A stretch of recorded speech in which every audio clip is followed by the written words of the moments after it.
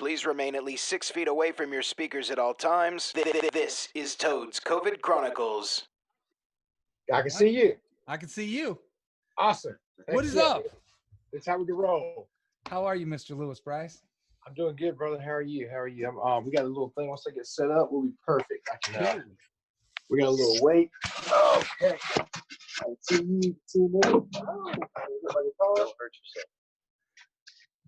yourself. Yeah. Dude, I'm digging the Nashville sign behind you. That's pretty dope. Yeah, man. We were supporting this. This is a studio. It's down here in the bottom of the house is where we have, I would kind of call it the rock and roll basement studio now. My buddy Justin Johnson, he's got all his stuff in here. I see him right there. He's helping me get all my audio stuff set up. And I love it. Yeah, so it's pretty cool. We got it all. It's always been like a studio, and I've always written down here. And right. Stuff, and so, but now it's actually, oh, cool. That's way better. Yeah. Cool. I like the little side angle. Little side angle, cool. And so now it's just like now we're making more music. And so during this quarantine time, it's fun because all the guys that are here, they're staying here currently. They all play music. They've all played for me at some point, so they know my music as well. So right. We're about to put together a little band set here for too long. But I like it, dude. That is awesome. How you been holding together through all of this? Oh man, busy, dude. I really have been actually. I figured my schedule hadn't changed a whole lot, just minus some shows have been canceled towards the end of this month, and now a few more that are going into summertime are starting to get canceled. So that sucks. But the good thing to keep me busy is I started on a new record, so that's really cool. It's You. We put that out a couple months ago, and it's doing really well. Yeah, I know, right? And I appreciate it, man. Thank you. We put that a couple months ago, and it's kind of like it's almost like 1.5, or it's cruising up there a couple million streams. And so good. Other playlists are picking it up. Disney Radio picked it up. They heard it and they liked it. So they put it on their radio, and it went charted at number 1. Oh, dude, congratulations, man. Thank you, man. So it's just one of those songs. We're all independent, but we're putting music out there. That's the goal for me, and I haven't had any shortage of it.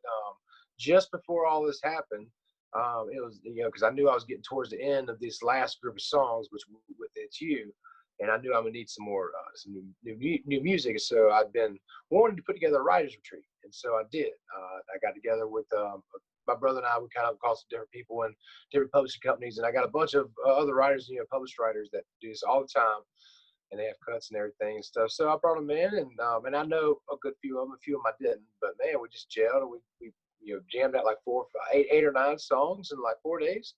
When was that? It's probably maybe 2 weeks before all this started, so probably beginning in March. Right on. Yeah, like the first weekend in March, and then we instead of coming away with 4 or 5 songs that we wanted to cut, we cut back and remind. And once we went through the list, I was like, man.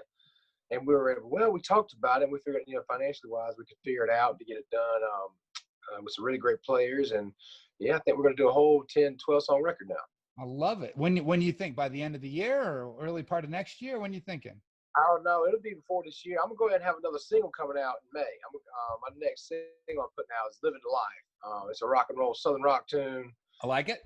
And so you'll dig it, man. We're in the studio right now. We're finishing up that song. Right now, we're just got all the bells and whistles. It had a great demo of it, but I just want to make sure everything's tight and kind of just raise it up. With my producer Ben and my brother will kind of make sure it's hitting real good, and so that'll be coming out mid-May. And it's a perfect summertime get out and do stuff. We can't do stuff. And I had a cool idea about the video, and when it gets to it, I'll share a more enlightened story on that. But I like it. I just looked over at the radio station. I'm at my home office here, which I'm blessed to have, and Fuel is on Country AF Radio right now. That's freaking dope. Come on, man. Like, do you remember when his what was his name? Brett Scallion. Brett Scallion. When his voice went. Yeah. And he left the band and he started to do his own thing, and then they were trying out singers for Fuel. Yep. Remember that at all? I do remember. I remember when they had the whole transition to the new guy, and then I learned even further. I didn't know this. Living in Nashville, you never know what's going to happen. But I guess just before I just moved to Nashville, and this is kind of Fuel. They had moved to a new lead singer, and Brett Scallion kind of quit the band and whatnot, or or in that time, I guess for a while he went to producing, and he produced his wife. His wife had a rock and roll band called Slunt. Did not know that. Yeah, so that's a little inside information on that. But yeah, man, Fuel. That was just one of my rock and roll bands. Like I learned Right. the song Hemorrhage, and it was really cool to play. And I was like, oh, that's a cool song to play, and makes me look like I know how to play guitar if I learned that one. So. I have a 2-part story for that. So I went and saw Brett on his solo tour that he did at the Hard Rock here in Vegas. He did it at Carrie Hart's place one night. So I went and saw that. But the second part to that is when they were looking for a new singer, I drove one of my really good friends from here that is a singer down to do the tryouts. And he actually tried out for the band. And it was a pretty interesting tryout to see stuff like that in LA, the way that it went down. And I believe somewhere, the guy's name is Austin LeDuc. I have his version of Hemorrhage on one of my computers here that I'll find it for you and I will shoot it over Dude, if you want to listen to it. But it was interesting just to see that whole process of how they look for a singer in something like that when a band's already been established. I understand a guitar player and a drummer, but a front man, it's got to be tough. That's a whole different thing, That's coming because you got to replace that signature voice. And that band, for me, Brett, that was so signature. It was his vocal, like with the rasp and the big notes, and right. It's definitely a mixture of that 90s grunge stuff coming into like the new era of like 2000s rock right. and roll. To your other rock and roll bands, like anywhere from, you really can go from your Puddle of Muds to back to Buck Cherry to in that kind of world. Even Pearl Jam kind of that's towards whenever they were coming into their newer stuff. But I can say that there's 2 bands that I know of right offhand that they successfully replaced a singer with. One of them is Journey. Mm-hmm. That dude just kills it. And Alice in Chains. So what do you? Okay, I can see that. What do you think about what's the guy that played for Queen? Queen, yeah. I think he fits the mold in a lot of more ways than we probably wanted him to. Yeah, yeah, that's pretty good. Is that Adam? Not Adam. It's Adam Lambert. Adam Lambert, yes. I watched him on. I believe he was on The Voice, right? Yeah, I think American Idol.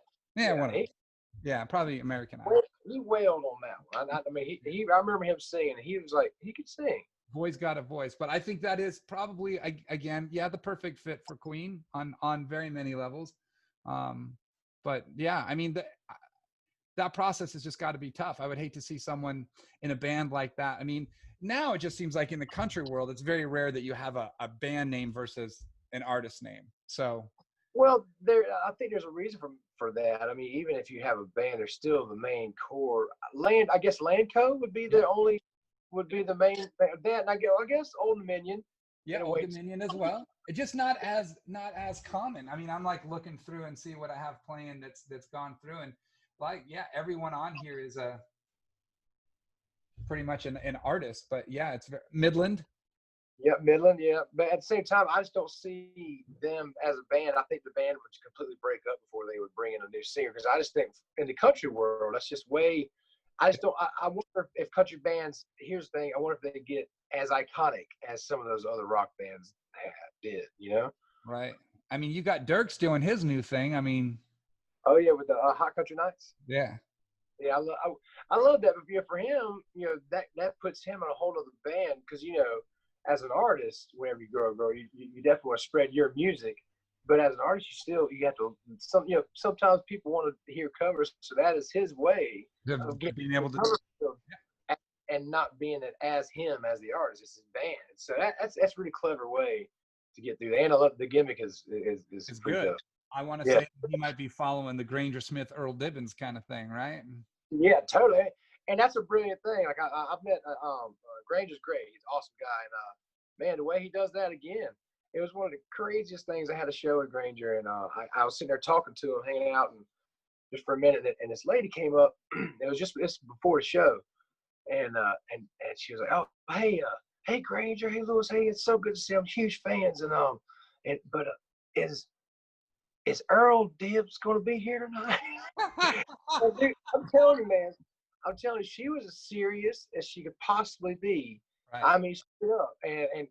And Granger was like, I'm sure he's going to make an appearance tonight. I'm sure I'll try not to do shows without him. But Pretty well. I mean, I guess that's maybe not paying attention. He's played at Stoney's twice, and both times when Earl comes out, the place goes bananas, man. yeah, man, it's crazy. He created an alter ego that is, metaphorically almost like a bigger name than Granger. You know? You get excited for that because it's probably being able to stand for something without being able to stand for something. Mm-hmm. Like this guy is so far left, but all right, he's cool. Yeah, right. It's kind of neat. Have you been watching any TV shows? Like binge watching some shows? I have. I've been my girl and I. We definitely get into the Netflix world. Not a whole lot. I don't watch a lot of TV, but during this time I have. And one of my favorite. We went straight into the Ozark. Yep. You seen that? I'm done with it. Yep. We finished that pretty quick, man. That was we definitely did the Tiger King thing, and that was pretty crazy. It definitely wasn't. I mean, it was cool, but it was like, I probably could have gone without watching it. I watched it after the hype. So Yeah. everyone's like asking, "Hey, dude, have you watched it? You watched it?" I'm like, "No, I haven't watched it." So one night we sat down, and I think we did it in 2 nights. We like burned through it, and I got done with it. Someone asked me what I thought, and my answer was, "Well, Stoney's on a Thursday night is ladies' night, and there's a lot of chicks in there, and a lot of dudes, and a lot of ego, and a lot of sass from women." And I'm like, "Dude, that show's like a Thursday night at Stoney's, man. It didn't do anything. It wasn't, just kind of." We watched Outer Banks. Have you seen that yet? I have been watching that. Be honest with me. Tell me what you think about it. Here's my honesty to it. I'll ask you first before you ask me. I liked it because it was innocent and brought me back to my youth. Would I watch it again? No. But I think that the innocence of it, because it brought me back to when I was a mid-teen, and the way like we would sit there and watch it, and I'd go, man, knowing today in the world what I know now, I would never make those decisions. But when I think back to being youthful, that's what I thought about, was just of, you believe what in your own hype so much that, and the thought process of what he was going through with his dad and his dad not being there. I liked it. I think it's a good watch. It was entertaining, but I wouldn't watch it again. I would watch Ozarks again, but I wouldn't watch Outer Banks again. I'm kind of the same, but like I mainly watched it. My buddy Chip, he's on there, Chip Esten, and so man, I love, like, I wanted to watch it. And when I first watched it, I was like, it took me a bunch of episodes to really get into it. But I will say this, I did watch. I'm up like 8 or 9 episodes. I mean, I'm in it now. Yeah. And it takes a long time for it to really kind of get the purpose or story plot together. I mean, you get it, and Mr. Treasure, and then it's kind of like, what it kind of reminds me of? You ever seen the Lost Treasure of the Oak Island or something like that? No. It's kind of like that though. It is kind of like that, but like in a TV series kind of way, because the Lost Treasure is like Ozark, or it's Oak Island. It's like Secret of Oak Island. Like these treasure finders, they've had different maps over the years, and it's like a family curse that people would die every time they're trying to find this treasure. It's like a hole right there by the ocean that goes way down deep, in different booby traps like that. So I see it. It came out in 2004. Yeah. Published the book. Yeah. So wait, hold on. So I'm gonna go back. Charles Esten? Yeah, he's awesome. Okay. Do I look like that dude? I mean, here, let me flip this here thing around. Let me see. I mean, come on. Do I look like that dude? I mean, you could get close to it, man. Y'all have a lot of. I can't tell you how many people are saying that I look like that dude. You look like the dad, like the blonde girl's dad. And I'm like looking through, and I'm like, the only guy I can think. I'm like, no, well.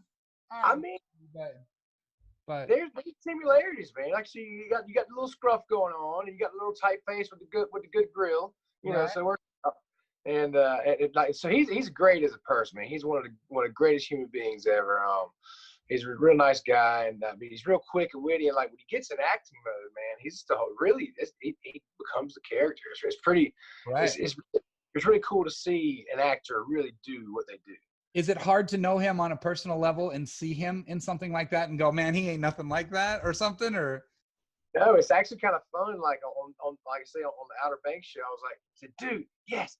How many times can you say I'm excited about watching my friend kill somebody? Right. Yeah. Yeah. You And know? hide it. And hide it. And hide it. Right? Yeah. That's pretty funny. We're in the middle of Money Heist right now. Have you seen anything about that? I haven't seen that. It's we just went through one day and I looked at like the top 10 shows on Netflix and it came up. So I watched the trailer. It's interesting. It's about the biggest bank robbery ever. It's at the Royal Mint in Spain. And but I always have to say this, it's in Spanish. So they English dub it over. So you get this move where they're like, what's going on? Oh, you get that? I mean, how can you trust something like that? Dude, Whenever you I think the premise of it sucked me in, and everyone that I've talked to, I've yet to come across one person that said that it's 4 seasons. I'm only first season's 13 episodes plus 2 is what I'm in. So I still got like almost 3 full seasons to go through, and I'm hooked. I want to know what's going to happen because it's creative. It's super creative. Right when you think he's going to lose, he figures it out. well, I'm about to look into that. Like, because the main thing the Ozark, man, that was got me hooked, like deep hooks. Like I already went through it all, and I was like, there's no more episodes right now. Right. I think it's August 21. We have to wait for. Oh man. Well, wait, what's the dude's name? The main character? Jason Bateman. Dude, he's an awesome actor. I think he's great. Have you seen the movie he's in with the spelling bee, where he just goes in there and like? Oh yeah. Yeah, dude, that movie's great. He's a complete smartass the whole time. So I don't know if I can say that, but yeah, you can say whatever. How about dodgeball? yes. Oh yeah. Sure. Hey. Right. Bold move, Cotton. Bold move. I mean, yeah, he's I grew up watching him on I think Silver Spoons or whatever. Family Matters, was it? What's that? Not what was it? It was like a family show, right? Growing Pains, maybe. I think it was Growing Pains. Jason Bateman. I'm looking it up. Got to be Growing Pains. I think you're probably Silver Spoons is what I watched him on. Okay. I might have Silver Spoons. I know I watched him on it. Is that about the six? I might have got that mistaken for Growing Pains. Silver Spoons, Chicago Sun. I'm looking at all the TV shows. Growing Up, dude. This dude's been in a lot of shit, man. But he's done work. I don't see Growing Pains. I do see Silver Spoons though with Ricky Schroeder. I bet that's what it is. I bet that's where I see it, folks. I remember him as a kid actor. Yes. He still look the same as a kid as he does now. Dude, he hasn't changed much. It's crazy. Right? Yeah. He's 51 years old. What? Yeah. Man. Yeah, he's hitting some good peaks in his career. Not peaks, but he's hitting some good spots in his career right now. He disappeared for a while and then came back. When I watched him in Dodgeball, I think I was happy because I got a newfound love for that dude. And then he resurrected his career like no other. And then the one where Hall Pass, when he was in that, was it a Hall Pass? No, not Hall Pass. It was the one where they wanted to kill their bosses. Horrible Bosses. That's what it was. Yeah, that was a good one. Yeah, that was awesome. Here's a little insight for you. Jason Bateman is 4 months older than me. Oh, really?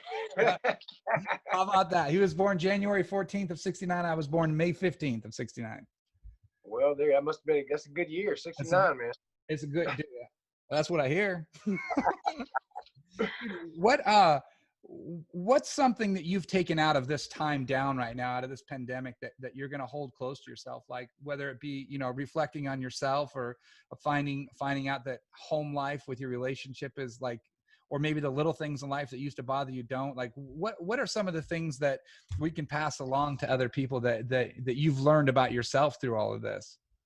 I mean, about myself, like I said, my life hasn't really changed a whole lot just because my life is writing. I am at home generally on time. I'm working at home from writing, and I don't have as many friends coming over. Writing, like say, writing over the phone is a little different from the actual interaction and actually the feeling of the room that's inside the room. Man, and for me, like I really have been just kind of going along with it. And I guess for me, what I'm taking out of it is, you can't get scared of change. Sure. because right now there is a new norm coming, and it's already here. And this right here, what we're doing now, is a big part of it. Musically wise, that's probably honestly the biggest thing that my brain has just been wrapped around, is like, because going forward, even when they do allow concerts and allow people back in the bars, I mean, a good many people aren't going to go straight back to the bars, and if ever. And so, since they've started doing this right now with artists, people could sit at home with their couch and their 80-inch screen TV, watching their favorite artist, Yeah. play, and they have different apps where they can request songs. That's where my brain is right now. Like, what is the best way to figure out, the easiest, but the best, like, quality wise, what is going to be appealing, because people are watching their phones right now, like, and when to play, how often to play. Sure. Yeah, but also what's kind of selling. Like, right now I'm on the phone, and it probably sounds pretty good, but that's just me and myself. But then you get, like, if you want to do a full band show, like, what, eventually people, might want to come, what are the Luke Bryans and them going to do, and, selling out 40,000, and now, do you think 40,000 people are going to go to a show in the next 2 years? I hope so, dude. I hope so. I hope people. So I was talking to Chris, the owner of Stoney's, this morning, and over the last few days, I keep asking the same thing. And I'm like, this mess that we're in, call it whatever you want, whatever side of the fence you're on, or if you're in the middle, what's the exit strategy for this? And that's what my mindset is like, how do you sit back and go? Because there's some people that are like, dude, this is bullshit. Like, what's going on is bullshit. There's other people that are literally lock her down at their house and haven't left. And then there's other people that are on the fence that aren't quite sure what's going on. So that's what my mindset has been, is there, you're right. There's going to be some people that the minute that the doors at Stoney's open, they're going to be standing at the door, like knocking on the door going, dude, I'm ready. Let's go. I want to drink. I want to dance. I want to see live music.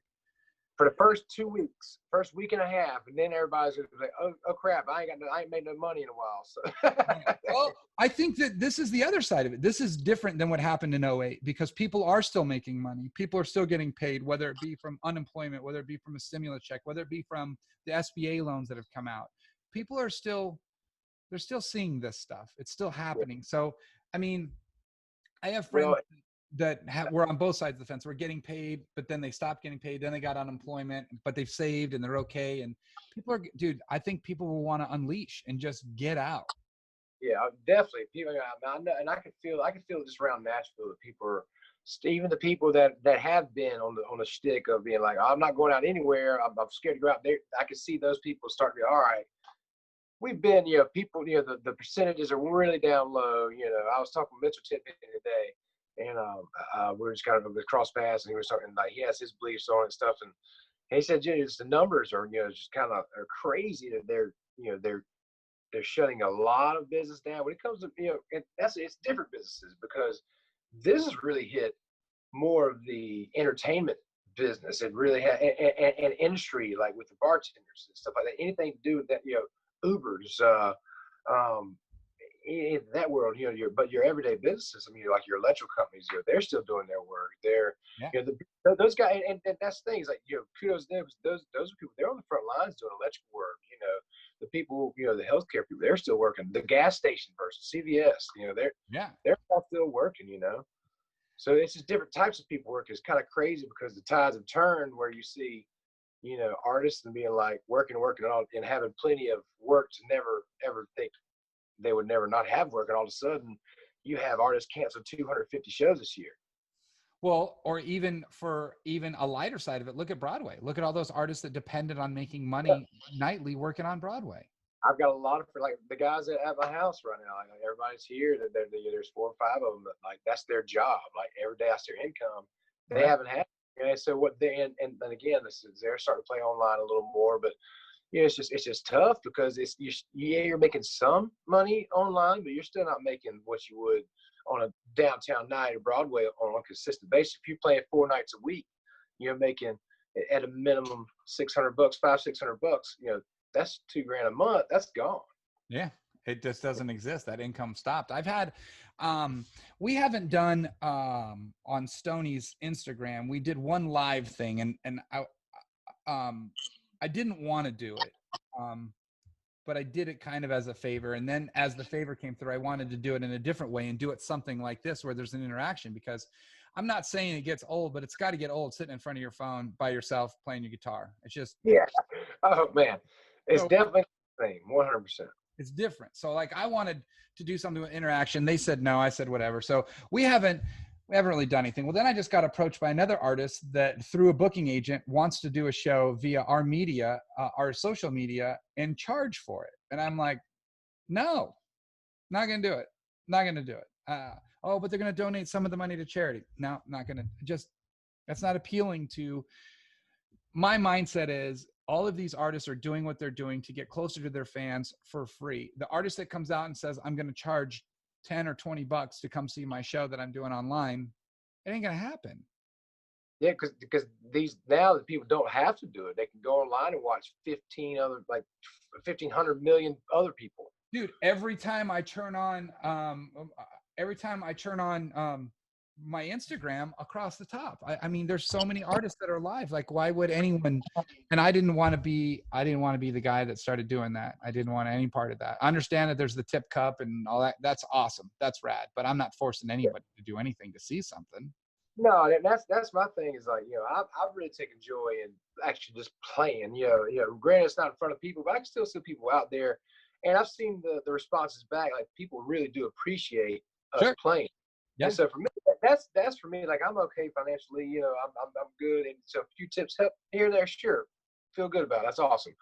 But my main thing is playing and like having, because people are at home and they can't go to the bar, they can't go out, they can't see live music, and start to see as artists, like, live music is a real thing that people want to hear. Like, they have a want for it. And so, and it's really kind of cool to see. You find out a lot more about your fans, and your fans spread. Absolutely. Dude, because now you're seeing a whole different element, and these fans are spreading the word a lot faster than word of mouth. They're spreading my word of the web. Yeah, and I think you can get to know your fan base, and your fan base can get to know you tenfold better because you have the time. Yep. And also, you didn't. Yeah, and also it gives the art, it gives the listener actually just a little piece of this. I mean, I'm sitting here in my house, in my studio. That's a screen away from some people who are huge fans. They're like, oh my gosh, I can't believe that's his house. Or Oh, they get an insight. So I can tell you, I'll tell you a little bit of a quick story. I went through a program here in Vegas years ago called Choice Center. Do you know Ed Clay? Ed Clay. I love Ed. Ed's one of my boys, man. Okay, so Ed's tied in with this lady. Her name is Robin Williams. She owns a company here called Choice Center, and they do a lot of positive things, and they help you. Have you heard of her before? I have heard of her. I've heard of that whole program as well. Okay. And Satterfield as well. So. Okay, exactly, John Wesley. Yeah. So I did this program years ago. I think they're on like class in the high one, like 180s, 184, something like that. I was class of I think 41 or 42 or 44. I mean, I was way early in it. Needless to say, I heard from her this morning. She was just checking in to see how I was doing, and we were talking about stuff. She asked what I've been up to, and I told her what I've been doing this week with not only the artist takeovers that I've been doing for the last 3 weeks on Country AF Radio, but also sitting down with you guys. And she goes, well, kind of in a sense, why are you doing this? And my approach was that I want people to listen to this and know that whether it's you or whether it's another artist that I'm talking to, that you guys are just as human as we are. You guys are doing the same thing that we are. You guys are taking the positive out of it. You guys are spending the time to reflect on yourselves, to show other people that you're not any different. And she was like, man, that is amazing, because I don't think there's too many other people out there that are taking the approach of, hey man, what's Louis Brice doing through all of this other than you on your own self? People just aren't doing that. I just think it's a neat opportunity to let other people know that they're okay and they're not doing it by themselves. Yeah, I will. Yeah, I mean, I definitely appreciate the outlet. Yeah, I mean, I think it is. So let's do what you do. What song you gonna play for us right now? Oh man, I can play something new. I can play something old. I can play something that you've heard. I want to do this. I want your next single. I want you to play that, and then I want you to play "It's You," because I just can't get enough of that tune. All right, perfect. Well, the next single, I have a whole bunch of new songs, but the next single is a little song called "Living the Life." Like years ago, a couple years, I wrote a song with Jason Gant, Bob DiPiero, and I kind of went in there. I was like, oh, this is my first write with them. Actually, I was all stoked to write with Bob DiPiero, and he's a huge writer. and Jason was in there. So we came in there the night before. I got all prepped up, kind of had a cool little idea and just a riff, and went in there. And about 3 hours later, we came out with this song, and I was like, man, this song's real good, dude. And they were like, and they all loved it. They pitched it. Frankie Ballard, I think he passed on it, but I'm glad he did, because now this is kind of the lead off song of the next batch of like 10 songs that are coming. So it's an up-tempo song, and I think it's kind of fitting for the time. It's kind of more like live feeling band stuff, but at the same time, whenever you're at home, sitting at home, and I was kind of thinking about it, this song could really fit in the quarantine world. Like, it's called Living Alive, parking up front, party in the back, doing all that stuff at home, You're the rock star at your house, right? Absolutely. I like it. All right. Well, here's a little song called Living Alive.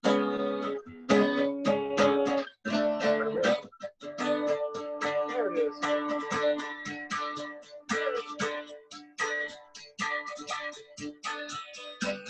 I'm on the Chevy truck, turn over one more time. Another long day, another hard grind. Just wait for 5 o'clock. Just wait for the bell to ring. Just wait for the sun to go down. Living the life, parking up front, parking in the back, doing anything I want. Dancing with the girls, hanging with the band, rocking the world with a drink in my hand.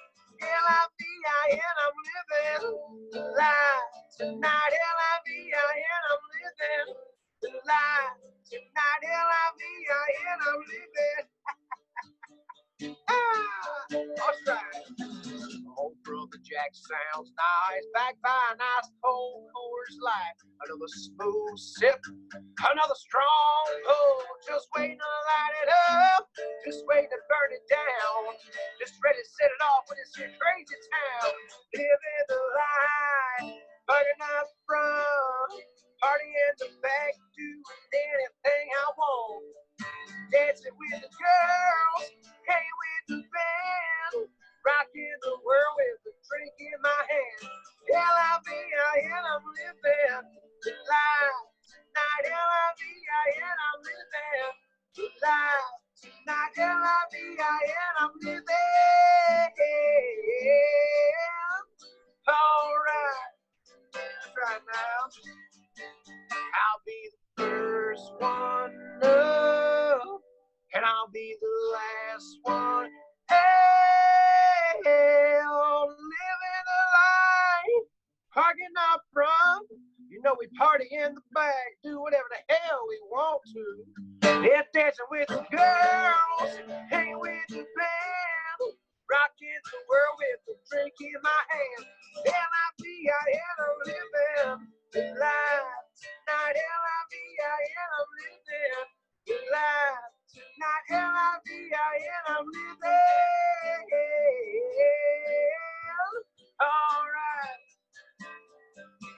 Well, I'm living the life. All right. L-I-V-I-N, I'm living. Dude, that's a summer song for sure. Yeah, man. It gets everybody pumping and jumping a little bit. So Heck yeah. I'm ready for that. That one's already recorded or not recorded yet? it's recorded. We got the demo done, and that's what I was actually in the studio yesterday. I'm going back tomorrow. We're down to like we got to get a good lead pass. We got the bass pretty much set in. We just got the drums sent in, and so we're all tightened up, put the bells and whistles, and it's got to tighten up the harmonies, and then we'll send it off to get it mixed, and then we'll master it, and then come May we'll be putting it out. You got a day, dude. May's tomorrow. Let's go. I know it's coming probably because you got to have about 2 or 3 weeks. So it'll probably be like May, I'm guessing May 20th something. How about May 19th is my birthday? That's a good day to release it. It is a good birthday. A good birthday. All right, May 19th. I can't make it for sure, but I will definitely ask as soon as we get off of this. That would be awesome. All right, let's hear It's You, man. All right, man. Well, here's my lovey-dovey song right here. It's doing really well, so I hope you guys enjoy it. Thank you so much for playing it, man. I really appreciate that. I love it, dude. Who wrote this song?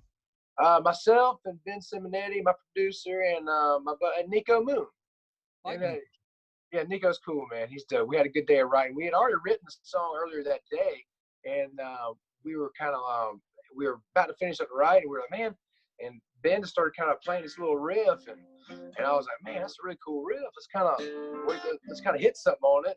Right. And Ben already kind of had an idea kind of going into the world of, you know, love for this significant other, because he was kind of in the world. He was about to get engaged and to his girl, and Nico was already engaged, and I'd been with my girl for like a year or so. So we're all kind of in that good phase with our girls, and so, you know, let's write a song about our significant other. So it's a song called "It's You."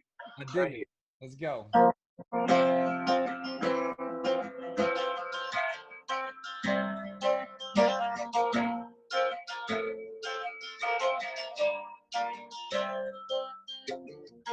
always thought I'd be a rambling man, living in the moment, never making plans.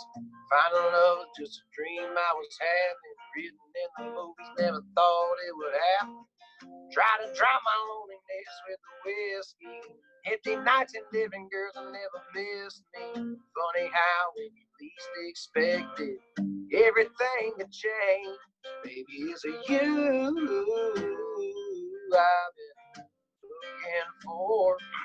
I knew right from the second you came walking through that door. It feels so right when you're in my arms.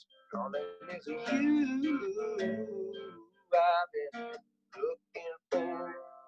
Don't catch my throat there. It's all good. You know I love it when your hair's a mess, way you shine when you wear that dress. Girl, I don't think that you understand. Make me a better man. Baby, it's you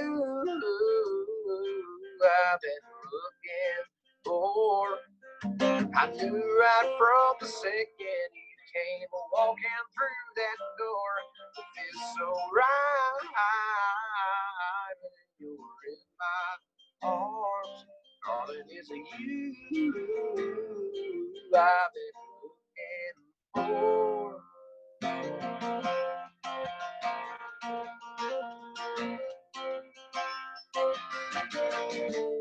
Just like the on the sea, our love won't fade, it's evergreen. Girl, the best part of me is you. Baby, it's you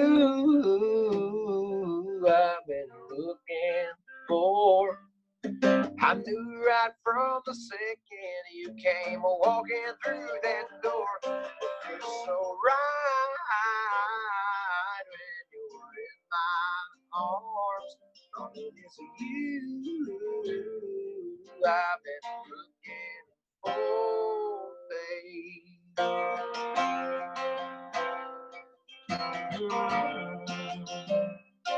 Darling, it's you I've been looking for. Dig it. Dude, I love that song. Love that song. Thank you. I don't. Your last show at Stoney's, were you playing that?